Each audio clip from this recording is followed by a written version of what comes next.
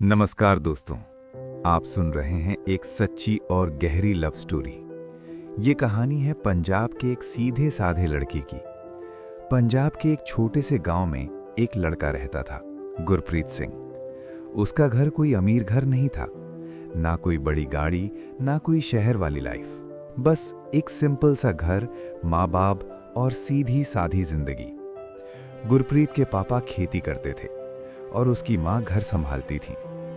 गुरप्रीत बचपन से ही थोड़ा शांत लड़का था, न ज्यादा शरारत न फालतू की दोस्ती। स्कूल जाता, घर आता और ज्यादा टाइम या तो पापा के साथ खेतों में या अपने कमरे में मोबाइल पर कुछ सीखने में निकलता। पर घर की हालत ज्यादा अच्छा नहीं थी। इसी वजह से गुरप्रीत की पढ़ाई 10th के बाद ही रुक गई। उसने सोचा अब घर की जिम्मेदारी भी समझनी पड़ेगी। इसलिए कुछ टाइम बाद उसने गांव के पास एक वर्कशॉप में कार डेंटिंग और पेंटिंग का काम सीखना शुरू कर दिया। सुबह 7 बजे उठना, नहाना धोना, माँ के हाथ का गरम पराठा खाना और फिर वर्कशॉप के लिए निकल जाना, ये उसकी रोज की जिंदगी थी। दिन भर गाड़ियों का काम, कभी डेंट ठीक करना, कभी पेंट करना। शाम को घर आना, थोड़ी देर दोस्तों से बात करना और फिर सो जाना।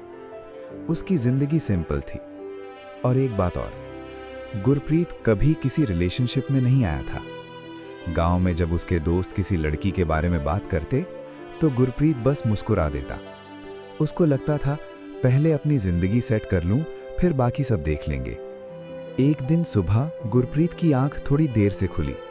बाहर से माँ की आवाज आई, गुरप्रीत उठ जा पुत्र, 9 बज गए ने। गुरप्रीत ने जल्दी से मोबाइल देखा। सच में 9 बज चुके थे। वो जल्दी से उठकर बाथरूम गया और थोड़ी देर बाद किचन में आ गया। माँ पराठे बना रही थी। माँ ने पूछा, आज देर नाल उठ्या? गुरप्रीत बोला, रात नू नींद लेट आई सी। माँ ने प्लेट में 2 गरम आलू के पराठे रखे और बोला, पहला खा ले, फिर काम ते जा।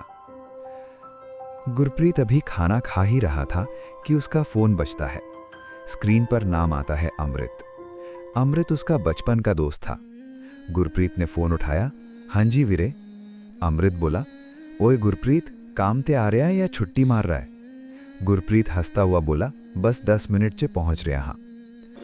थोड़ी देर बाद गुरप्रीत वर्कशॉप पहुंच गया। वर्कशॉप छोटी सी थी, पर काम काफी मिलता था। 2 साल में गुरप्रीत ने काफी अच्छा काम सीख लिया था। पर उसके दिल में एक बात हमेशा रहती थी, क्या जिंदगी बस यहीं तक है? क्या मैं गांव से बाहर कभी कुछ बड़ा कर पाऊंगा? उसको लगता था जिंदगी बदलने के लिए गांव से बाहर निकलना जरूरी है, पर कैसे, ये उसको खुद भी नहीं पता था।